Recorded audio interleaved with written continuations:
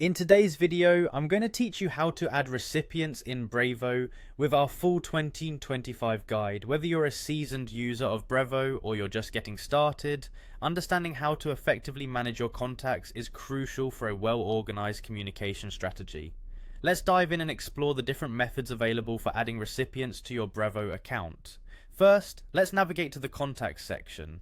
On the left-hand sidebar, locate and click on Contacts. Here you'll have the opportunity to manage your contacts in multiple ways depending on your specific needs. Now, there are three primary ways you can add recipients in Brevo. Let's start with the first option, which is adding a single recipient manually. Begin by clicking the Create a Contact button located at the top right of your screen. This will open up a form where you can input the details for your new contact. Make sure to fill in at least their email address as it is required. You can also add their first name and last name, although these fields are optional. Additionally, you can assign specific attributes or tags to help you categorize your contacts better in the future. Once you've filled out the information, the next step is to choose a list to assign them to. Finally, click Save to add the recipient to your contacts. The second option available is to bulk import your contacts via a CSV file. To start, click on Import Contacts. From the options presented, choose Upload a File. You'll need to prepare a CSV file that includes columns like email, first name, last name, and any custom fields such as company or birthday that you find necessary. Once your file is uploaded, you will have the chance to map each column in your CSV to the respective Brevo fields. This ensures all data is correctly aligned.